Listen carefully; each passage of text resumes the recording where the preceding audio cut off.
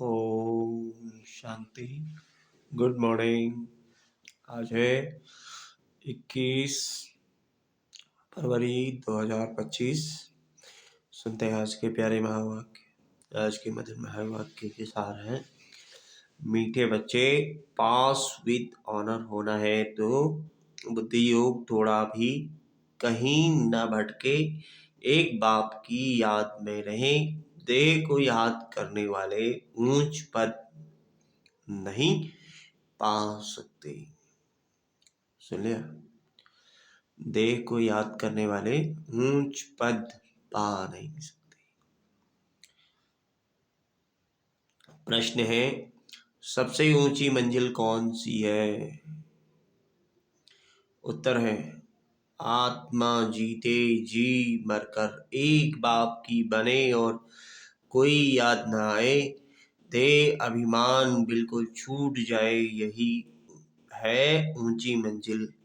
निरंतर देही अभिमानी अवस्था बन जाए, यह है बड़ी मंजिल।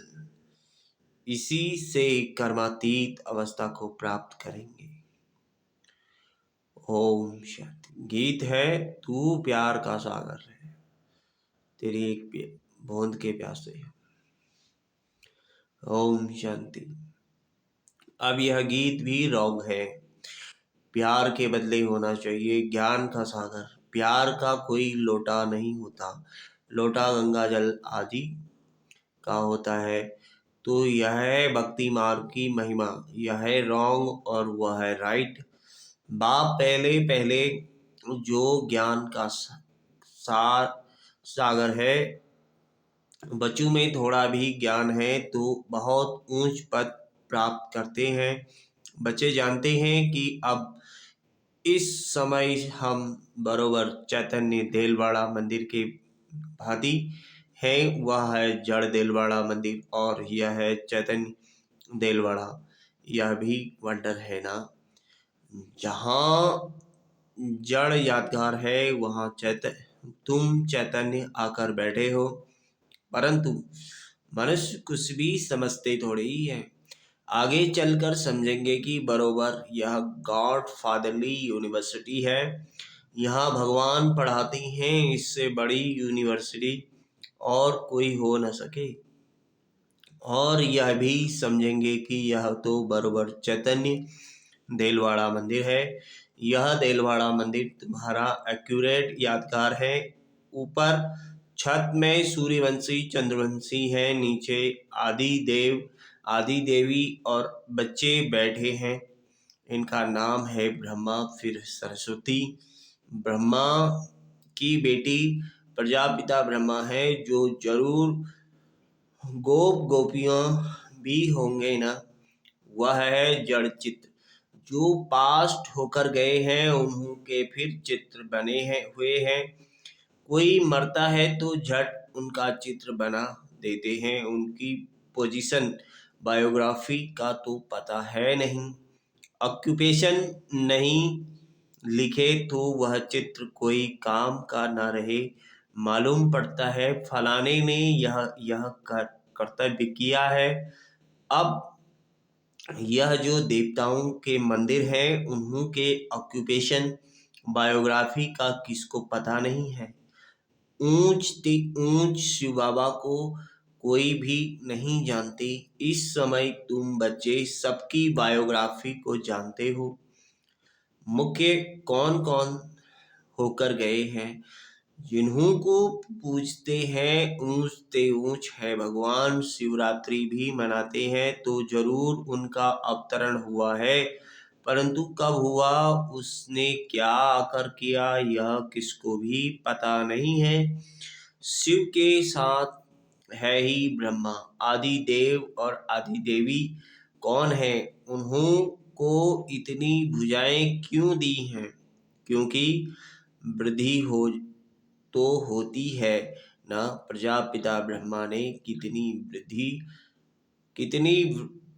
वृद्धि होती है। ब्रह्मा के लिए ही कहते हैं 100 भुजाएं 1000 भुजाएं भुजाओं वाला। विष्णु व शंकर के लिए इतनी भुजाएं नहीं कहेंगे।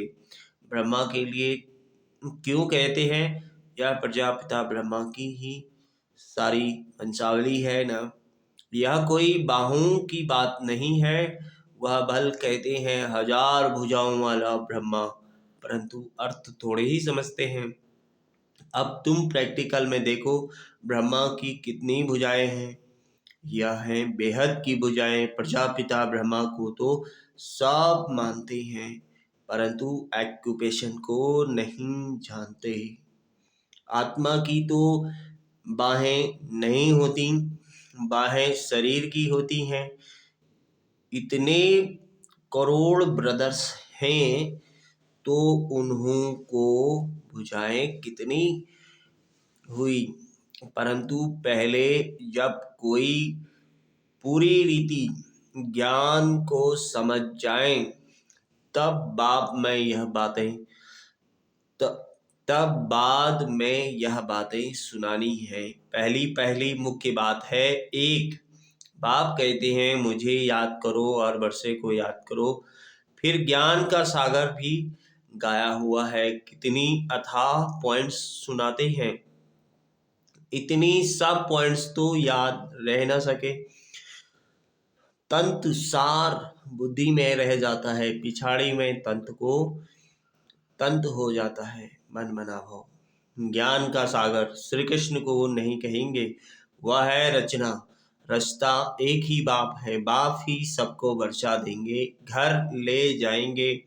बाप का तथा आत्माओं का घर है ही साइलेंस होम। विष्णुपुरी को बाप का घर नहीं कहेंगे। घर है मूल वतन, जहाँ आत्माएं रहती है। यह सब बातें सेंसिबल बच्चे ही धारण कर सकते हैं। इतना सारा ज्ञान कोई की बुद्धि में याद रह न सके, न इतने कागज लिख सकते हैं। यह मुरलियां भी सबकी सब इकट्ठी करते जाएं तो इस सारे हॉल से भी जास्ती हो जाएं। उस पढ़ाई में भी कितने ढेर किताब होते हैं। इम्तहान पास कर लिया, फिर तन बुद्धि में बैठ जाता है। बैरिस्टरी का इम्तहान पास कर लिया, एक जन्म के लिए अल्पकाल सुख मिल जाता है। वह है विनाशी कमाई। तुमको तो यह बाप अविनाशी कमाई कराते हैं भविष्य के लिए। बाकी जो भी गुरु गोसाई आदि हैं, वह सब विनाशी कमाई कराते हैं। विनाश के नजदीक आते जाते हैं। कमाई कम होती जाती है। तुम कहेंगे कमाई तो बढ़ती जाती है, परंतु नहीं, यह तो सब खत्म हो जाना है। आगे राजाओं आदि की कमाई चलती थी, अभी तो वे भी नहीं है। तुम्हारी कमाई तो कितना समय चलती है तुम जानते हो। यह बना बनाया ड्रामा है, जिसको दुनिया में कोई नहीं जानते हैं। तुम्हारे में भी नंबरवार है जिनको धारणा होती है। कई तो बिल्कुल कुछ भी समझा नहीं सकते हैं। कोई कहते हैं हम मित्र संबंधियों आदि को समझाते हैं, वह भी तो अल्पकाल हुआ ना। औरों को प्रदर्शनी आदि क्यों नहीं समझाते। पूरी धारणा नहीं है। अपने को मियाँ मिट्टू तो नहीं समझना है ना। सर्विस का शौक है तो जो अच्छी रीति समझाते हैं उनका सुनना चाहिए।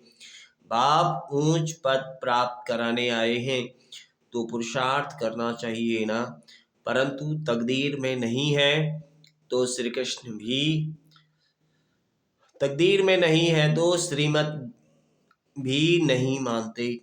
फिर पद भ्रष्ट हो जाता है। ड्रामा प्लान अनुसार राजधानी स्थापन हो रही है, उसमें तो सब प्रकार की चाहिए ना। बच्चे समझ सकते हैं, कोई अच्छी प्रजा बनने वाले हैं, कोई कम। बाप कहते हैं हम तुमको राजयोग सिखलाने आया हूँ। देलवाड़ा मंदिर राजाओं के चित्र हैं ना। जो पूज्य बनते हैं वही फिर पुजारी बनते हैं।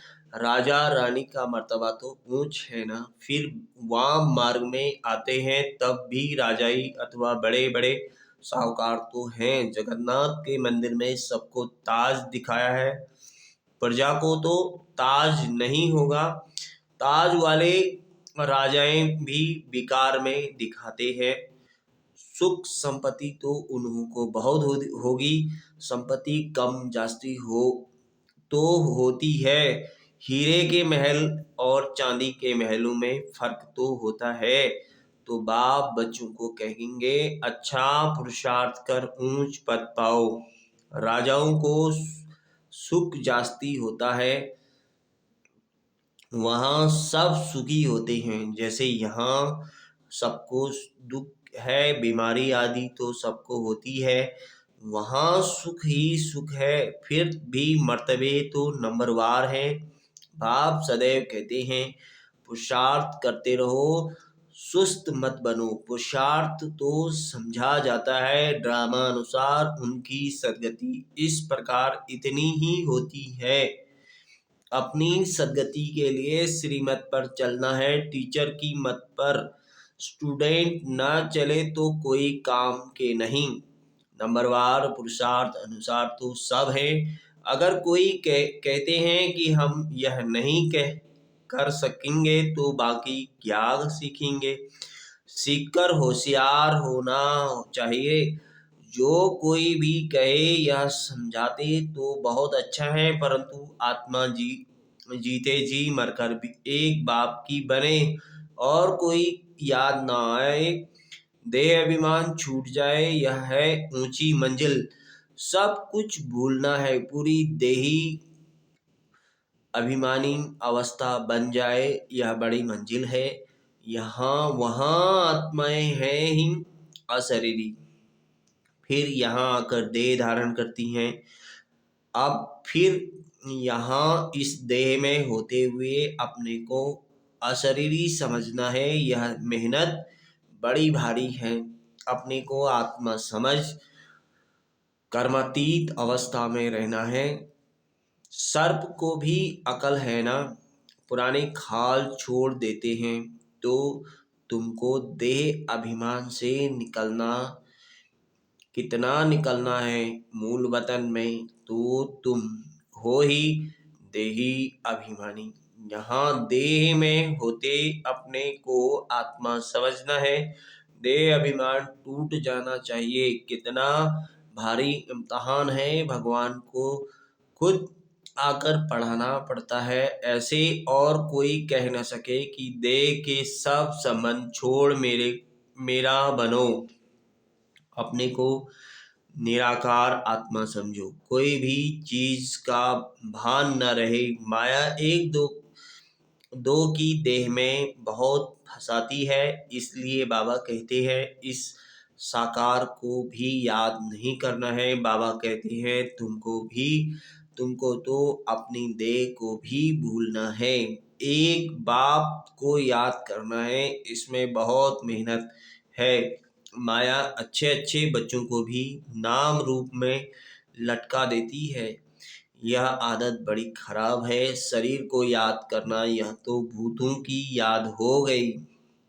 हम कहते हैं एक शिव बाबा को याद करो, तुम फिर 5 भूतों को याद करते रहते हो। देह से बिल्कुल लगाव नहीं होना चाहिए। ब्राह्मणी से भी सीखना है ना कि उनके नाम रूप में लटकना है। देही अभिमानी बनने में ही मेहनत है। बाबा के पास भल चाट बहुत बच्चे भेज देते हैं, परंतु बाबा उस पर विश्वास नहीं करता है। कोई तो कहते हैं हम शिव बाबा के सिवाय और किसको याद नहीं करते हैं, परंतु बाबा जानते हैं पाई भी याद नहीं करते हैं। याद की तो बड़ी मेहनत है, कहाँ न कहाँ फंस पड़ते हैं। देहधारी को याद करना, यह तो 5 भूतों की याद है। इनको भूत पूजा कहा जाता है। भूत को याद करते हैं। यहाँ तो तुमको एक शिव बाबा को याद करना है। पूजा की तो बात नहीं, भक्ति का नाम निशान गुम हो जाता है। फिर चित्रों को क्या याद करना है, वह भी मिट्टी के बने हुए हैं। बाप कहते हैं यह भी सब ड्रामा में नूंद है। अब फिर तुमको पुजारी से पूज्य बनाता हूँ। कोई भी शरीर को याद नहीं करना है सिवाय एक बाप के। आत्मा जब पावन बन जाएगी तो फिर शरीर भी पावन मिलेगा। अभी तो यह शरीर पावन नहीं है। पहले आत्मा जब सतो प्रधान से सतो रजो तमो में आती है तो शरीर भी उस अनुसार मिलता है। अभी तुम्हारी आत्मा बनती जाएगी, लेकिन शरीर अभी पावन नहीं होगा। यह समझने की बातें हैं। यह पॉइंट्स भी उनकी बुद्धि में बैठेगी जो अच्छी रीति समझकर समझाते रहते हैं। तो सतो प्रधान आत्मा को बनना है। बाप को याद करने की ही बड़ी मेहनत है। कईयों को तो जरा भी याद नहीं रहती है। पास विद ऑनर बनने के लिए बुद्धि योग थोड़ा भी कहीं न भटके। एक बाप के ही याद रहे, परंतु बच्चों की का बुद्धि योग भटकता रहता है। जितना बहुतों को आप समान बनाएंगे उतना ही पद मिलेगा। देह को याद करने वाले कभी ऊंच पद पा न सके। यहाँ तो पास विद ऑनर होना है। मेहनत बिगर यह पद कैसे मिलेगा। देह को याद करने वाले कोई पुरुषार्थ नहीं कर सकते। बाप कहते हैं पुरुषार्थ करने वाले को फॉलो करो। यह भी पुरुषार्थ ही है ना। यह बड़ा विचित्र ज्ञान है। दुनिया में किसको भी पता नहीं, किसकी भी बुद्धि में नहीं बैठेगा कि आत्मा की चेंज कैसे होती है। यह सारी गुप्त मेहनत है। बाबा भी गुप्त है। तुम राजाई कैसे प्राप्त करते हो। लड़ाई झगड़ा कुछ भी नहीं है। ज्ञान और योग की ही बात है। हम कोई से लड़ते नहीं हैं। यह तो आत्मा को पवित्र बनाने के लिए मेहनत करनी है। आत्मा जैसे जैसे पतित बनती जाती है तो शरीर भी पतित लेती है। फिर आत्मा को पावन बनकर जाना है। बहुत मेहनत है। बाबा समझ सकते हैं कौन कौन पुरुषार्थ करते हैं। यह है शिव बाबा का भंडारा। शिव बाबा के भंडारे में तुम सर्विस करते हो। सर्विस नहीं करेंगे तो पाई पैसे का पद जाकर पाएंगे। बाप के पास सर्विस के लिए आए और सर्विस नहीं की तो क्या पद मिलेगा। यह राजधानी स्थापन हो रही है। इसमें नौकर चाकर आदि सब बनेंगे ना। अभी तुम रावण पर जीत पाते हो, बाकी और कोई लड़ाई नहीं है। यह समझाया जाता है कि कितनी गुप्त बात है। योग बल से विश्व की बादशाही तुम लेते हो। तुम जानते हो हम अपने शांति धाम के रहने वाले हैं। तुम बच्चों को बेहद का घर ही याद है। यहाँ हम पाठ बजाने आए हैं, फिर आते हैं अपने घर। आत्मा कैसे जाती है यह भी कोई समझते नहीं। ड्रामा प्लान अनुसार आत्माओं को आना ही है। अच्छा, मीठे मीठे सिखलाते बच्चों प्रति माता पिता बाप दादा का याद प्यार गुड मॉर्निंग। रूहानी बाप की रूहानी बच्चों को नमस्ते। हम रूहानी बच्चों की रूहानी माता पिता बाप दादा को याद प्यार गुड मॉर्निंग और नमस्ते। नमस्ते शिव बाबा, नमस्ते। धारणा के लिए मुख्य सार है किसी भी देहदारी से लगाव नहीं रखना है। शरीर को याद करना भी भूतों को याद करना है। इसलिए किसी के नाम रूप में नहीं लटकना है। अपनी देह को भी भूलना है। दूसरा, भविष्य के लिए अविनाशी कमाई जमा करनी है। सेंसिबल बन ज्ञान की पॉइंट्स को बुद्धि में धारण करना है। जो बाप ने समझाया है वह समझकर दूसरों को सुनाना है। वरदान है कल के विजय की स्मृति के आधार पर माया दुश्मन का आह्वान करने वाले महावीर विजयी बच्चे पेपर को देखकर घबराते नहीं, क्योंकि त्रिकालदर्शी होने कारण जानते हैं कि हम कल्प कल्प के विजयी हैं। महावीर कभी ऐसे नहीं कह सकते कि बाबा हमारे पास माया को ना भेजो, कृपा करो, आशीर्वाद करो, शक्ति दो, क्या करूं, कोई रास्ता दो। यह भी कमजोरी है। महावीर तो दुश्मन का आह्वान करते हैं कि आओ और हम पर विजयी बने, हम विजयी बने। स्लोगन है, समय की सूचना है, समान बनो, संपन्न बनो। और अव्यक्ति सारे हैं, एकांत प्रिय बनो, एकता और एकाग्रता को अपनाओ। कोई भी सिद्ध के लिए एक तो एकांत, दूसरा एकाग्रता, दोनों की विधि द्वारा सिद्धि को पाते हैं। जैसे आपके यादगार चित्रों द्वारा सिद्ध प्राप्त करने वालों की विशेष दो बातों की विधि अपनाते हैं, एकांतवासी और एकाग्रता। यही विधि आप भी साकार में अपनाओ। एकाग्रता कम होने कारण ही दृढ़ निश्चय की कमी होती है। एकांतवासी कम होने के कारण ही साधारण संकल्प बीज को कमजोर बना देते हैं। इसलिए इस विधि द्वारा सिद्धि स्वरूप बनो। ओम शांति। शुक्रिया बाबा, शुक्रिया।